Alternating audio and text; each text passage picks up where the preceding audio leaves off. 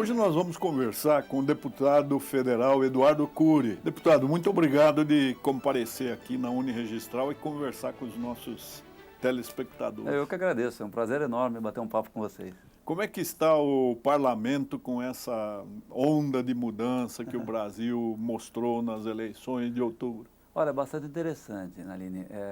A população votou por uma ruptura. Agora, os desafios são práticos, né? Ou seja, o Brasil precisa fazer algumas reformas, não só econômicas, e, logicamente, é um governo novo, que ainda tem pessoas inexperientes, bem intencionadas, mas ainda pessoas inexperientes. Então, eu acredito que ainda a gente vai ter uma certa turbulência no começo, até que você possa ter uma certa estabilidade. Agora, a equipe econômica é muito preparada e tem um maior desafio, né? Que é enfrentar as reformas, porque o Brasil tem um desequilíbrio gigante. Isso demanda uma grande responsabilidade do presidente e da sua equipe, que precisa apontar caminhos, e a hora que apontar esses caminhos, eu acho que a sociedade, se logicamente for na direção correta, a sociedade tende a entender e apoiar. Deputado, o senhor vê com alguma perspectiva de o parlamento retomar a sua relevância? Porque na formatação de Montesquieu, é o poder mais forte, é aquele que formula as regras do jogo, né? E de uns tempos para cá, o parlamento ficou numa defensiva. Essa observação é muito interessante e pertinente, porque teoricamente ele é a casa do povo, ou seja, eu brinco, ninguém chegou ali descendo num foguete de Marte, né? Sim. Todos chegaram porque alguém votou. Então eles representam, cada um de nós representam um segmento ou alguém. Ou seja, se nós temos deputados envolvidos em corrupção, é porque tem gente votando em deputados envolvidos em corrupção. Sim. Se você tem deputados que defendem segmentos ou defendem algum tipo de privilégio, é porque você tem pessoas que votam em deputados que defendem aquilo legitimamente ou não. Então, é importante que se entenda que o representante do povo, ele representa o povo. Só que, logicamente, numa democracia, você tem um eleito pelo cargo majoritário, que é o presidente, o governador ou o prefeito, e você tem um parlamento. E você tem que ter um certo diálogo, né? Embora a gênese do voto do parlamento seja diferente do voto majoritário. O voto proporcional hoje no Brasil, ele tem uma característica. É um sistema que eu não concordo, eu acho ruim, eu sou um defensor do voto distrital, mas o voto proporcional faz com que você tenha representantes de minoria, grande parte de representantes de minorias.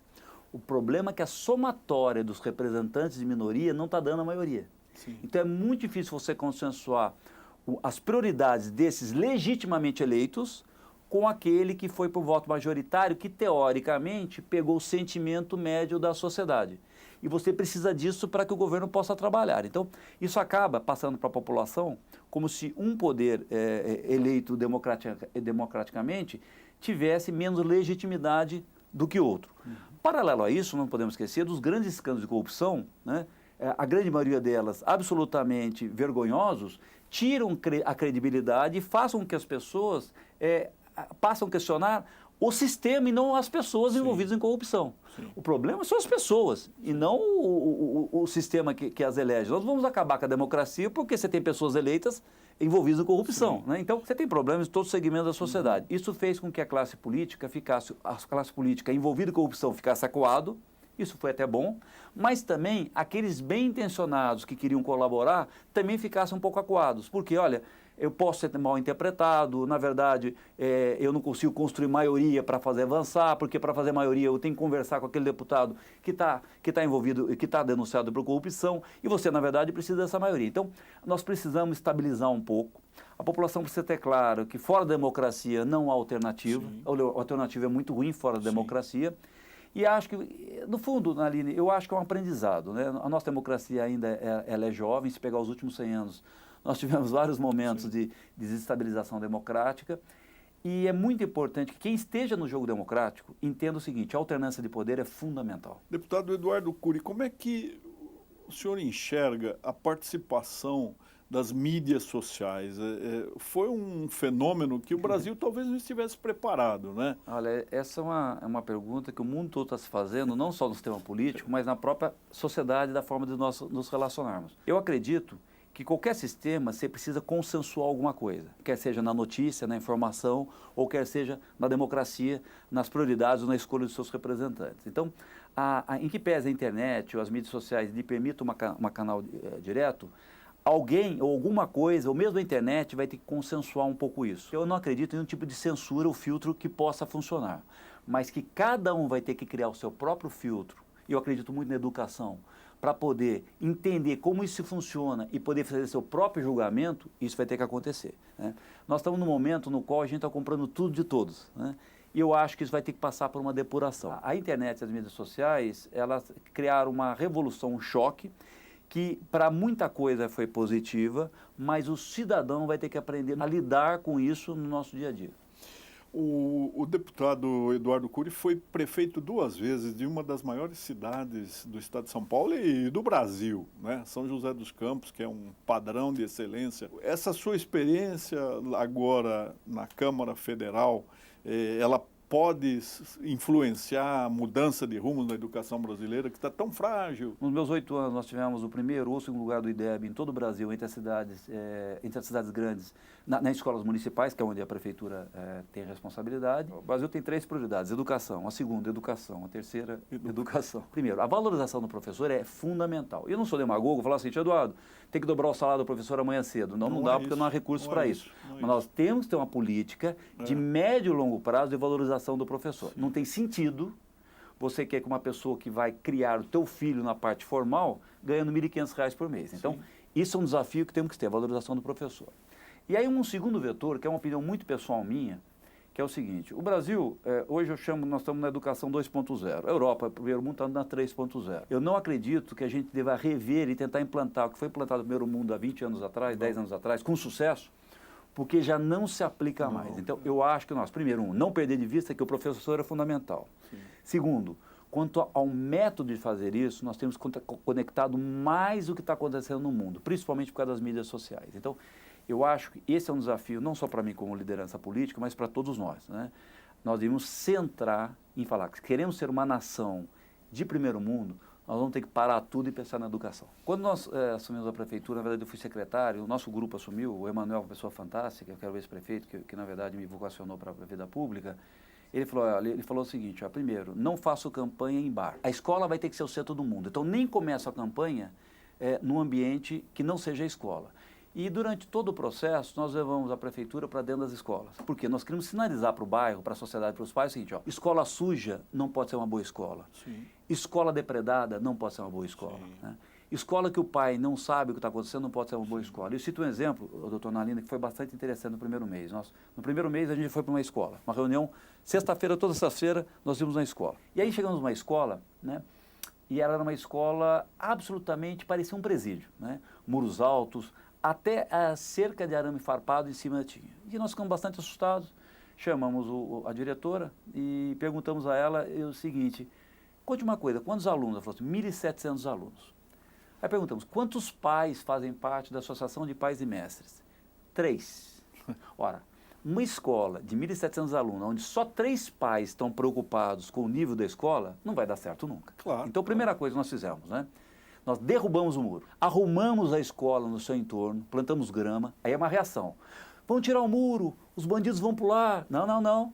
Nós vamos derrubar o muro, vamos colocar uma grade para que as pessoas vejam a escola, né? Vai ter guarda municipal que todo dia para evitar isso. Enquanto a sociedade, o entorno, o bairro, os pais não assumirem que a escola é deles, dos seus filhos, isso não vai acontecer. O que você acha da educação em casa? Olha, eu quero aprender um pouco sobre isso, mas eu tenho um exemplo bastante interessante. Quando eu fui prefeito, tinha um assessor direto meu que educou seus 5 filhos em casa. Ele era um cientista social concursado da prefeitura. Todos os filhos, no final do processo, falavam 4 línguas, né? Ou seja, ele educou muito bem. Deu certo, hein? Até um belo dia que um vizinho, por uma questão de briga de muro da chácara, o denunciou à justiça por os filhos não estarem na escola. O promotor o chamou, ouviu, e o final do processo deu os parabéns, elogiou a ele por ele ter feito um bom trabalho. Olha aí. Mas vamos lá.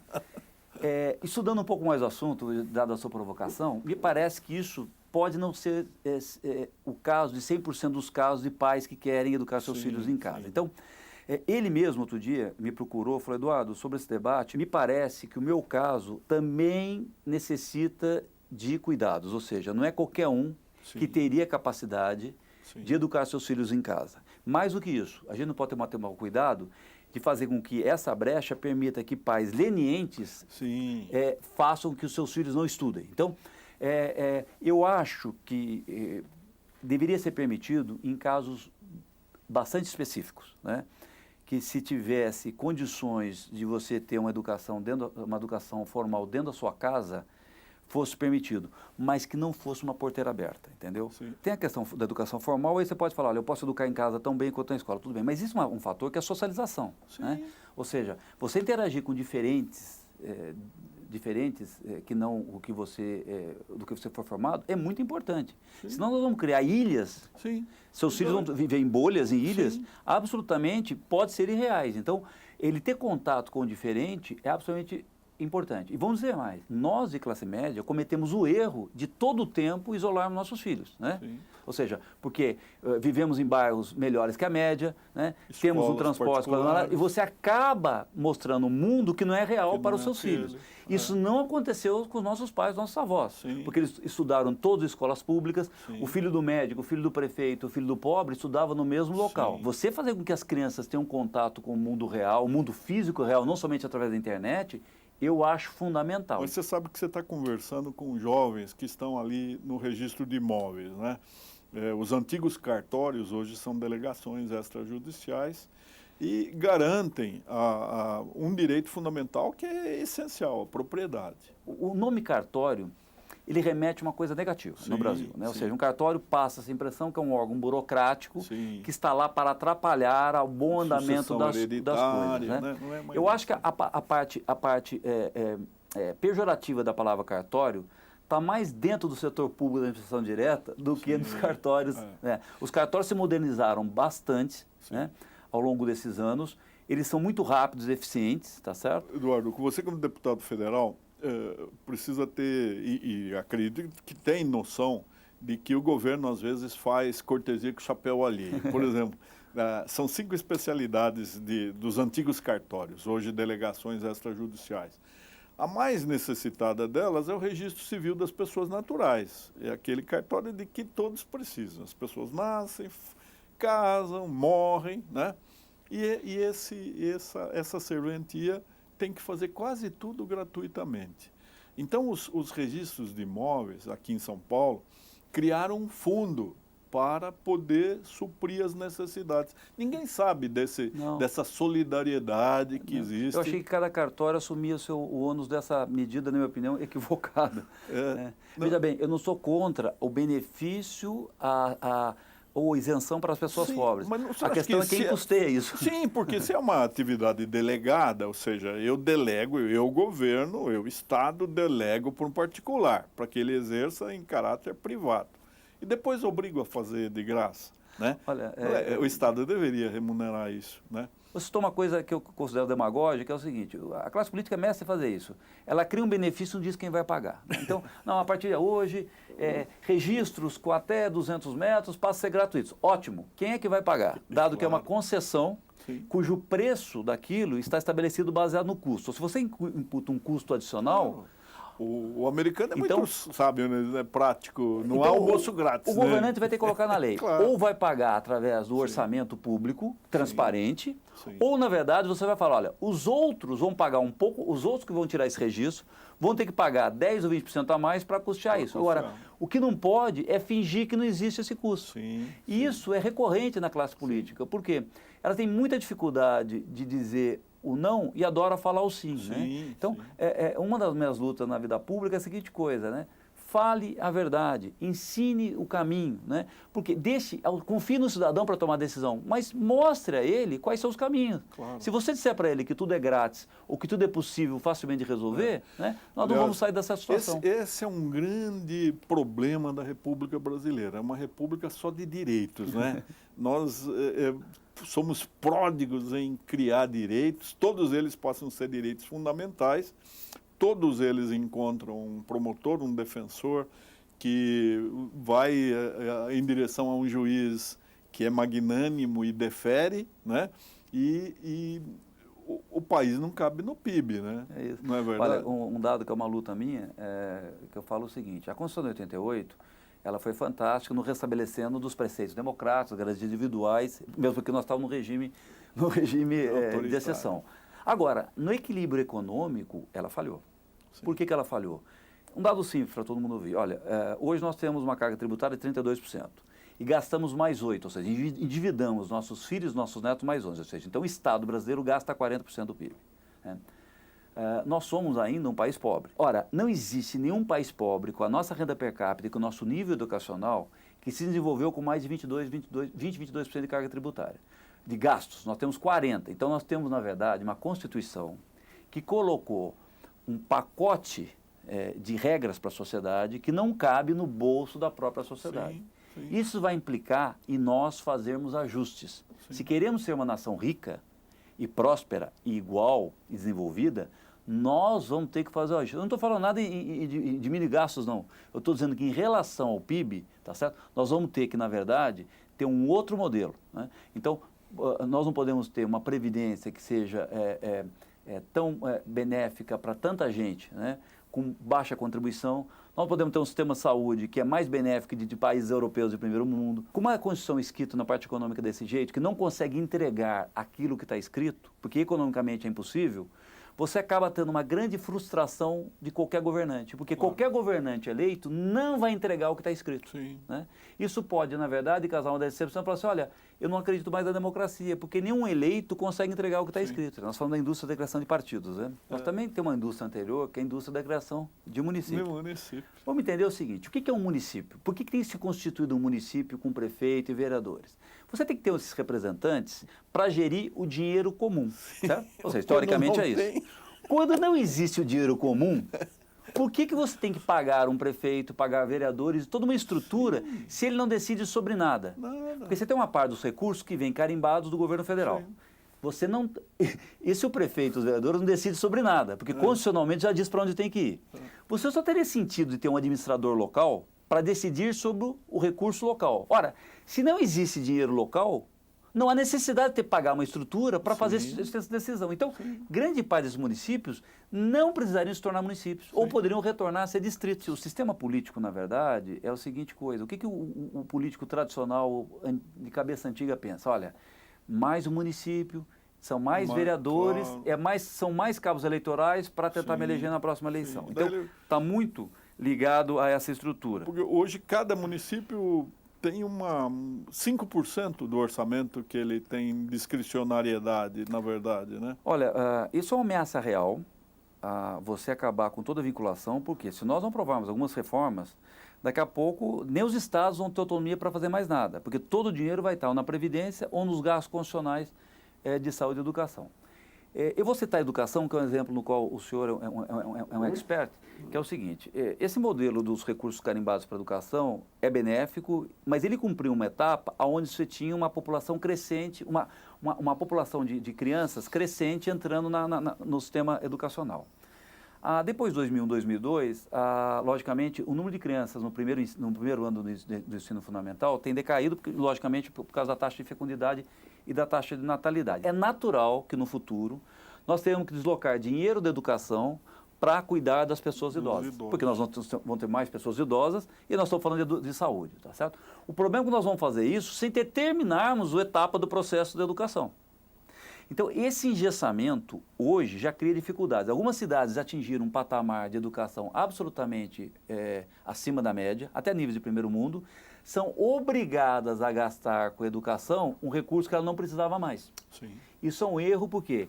Isso acaba forçando a gastos desnecessários, quando não abertura para a corrupção. Bom, um problema que você como prefeito deve ter enfrentado foi o excesso de judicialização, né? Você como no Poder Legislativo, vê alguma alternativa a essa situação? Em que pese você ser da origem do judiciário, eu vejo hoje um dos grandes gargalos brasileiros é a judicialização. Não só no setor público, mas também na vida privada. Sim. Ou seja, é muito fácil você demandar, iniciar uma demanda, e ela é muito difícil você terminá-la. Isso tem um custo para a sociedade, ou seja, o custo advocatício, o custo da tramitação do processo. Então, isso a sociedade está pagando. E muitas pessoas mal intencionadas usam isso no sentido de retardar a punição, ou retardar a solução de um problema. A questão de você ter leis claras, ela vem, na verdade, na proteção do bom servidor. Ela vai na proteção do bom gestor público e do político bem intencionado, para que ele possa tomar as decisões. Se nós continuarmos com esse regramento aberto, com essa legislação aberta, né? E que, logicamente, acaba forçando o judiciário, fala o seguinte, olha, já que ninguém decide, decido eu. E aí nós vamos reclamar do judiciário por estar legislando. Ora, a classe política não decide, você tem um problema concreto, logicamente acaba judicializando. Eu concordo que há exagero, ou seja, de juízes entrando em áreas que, na verdade, já estão decididas pela legislação, nós temos casos clássicos disso, mas também o fato de ter uma legislação muito aberta permite esse ativismo, a palavra ativismo, em áreas onde, na verdade, você já está pactuado com a sociedade. Se nós não estabelecermos a segurança para que o gestor público possa tomar decisões, nós vamos continuar paralisando o sistema de decisões público e, logicamente, com grande prejuízo para a população. O jovem precisa saber que a política ainda é a única forma de você coordenar a convivência. Não há outra fórmula. Ou você quer uma ditadura, você quer o quê? Não é verdade? Então, mas eu ainda acho, eu sou bastante otimista. Eu acho que é um processo. Eu acho que agora a gente teve uma guinada mais para um lado, ou seja, mais de tipo, olha, a classe política não vale nada, vamos renovar todo mundo.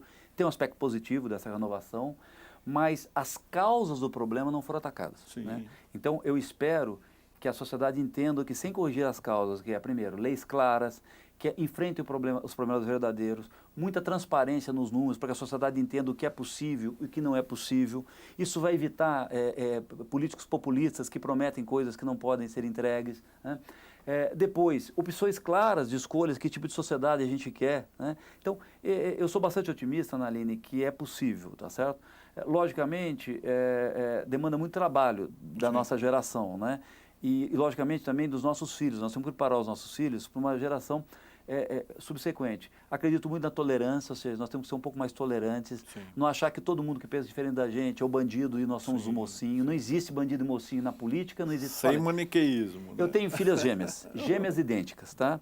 Foram criadas da mesma forma, a mesadinha de uma exatamente a mesma coisa. Quando eu comprava o sanduíche do Mac para um era igual para outro e tudo mais. Elas têm 15 anos, são absolutamente diferentes. Maravilha. Né? Ou seja, se é na casa da gente assim, por que na política seria diferente? Claro, por que quem pensa diferente de mim é o bandido e eu sou o mocinho? Isso não existe. Né? Então nós temos que exercitar um pouco mais de tolerância, ter coragem de entender quais são os gargalos da nossa sociedade e, mais do que isso, coragem para enfrentar também. Né? Ou seja, não é passar pano e achar que vai se resolver por inércia. Não, nós temos que ter coragem de mudar as leis, apontar os problemas e resolvê-los. Você quer deixar alguma mensagem para essa juventude aí que te ouviu e vai poder rever essa entrevista? Não, eu sou uma pessoa interessada, eu acompanho um pouco o trabalho de vocês, né? E eu quero dizer o seguinte, vocês fizeram uma grande evolução na questão da modernização dos serviços dos notários e hoje é muito mais eficiente do que era no passado. Até digo, as pessoas assimilavam muito um cartório como se fosse um braço da administração pública direta e tudo mais. E hoje essa não é a realidade. Então vocês têm muito a contribuir e, mais do que isso, não só fazendo o trabalho do dia a dia, mas apontando para os entes políticos, como os parlamentares, o que pode ser melhorado. Isso. Eu sei que tem várias coisas que vocês gostariam que evoluíssem e vocês são travados por causa da legislação. Apontem para nós o que deve ser melhorado, eu tenho certeza que a gente pode colaborar. Muito bom. Então nós agradecemos ao deputado federal Eduardo Cury, que é um quadro importantíssimo no novo parlamento, em quem nós confiamos. Ficamos muito gratos pela sua presença aqui. É isso. Eu que agradeço, Naline. Obrigado a todos.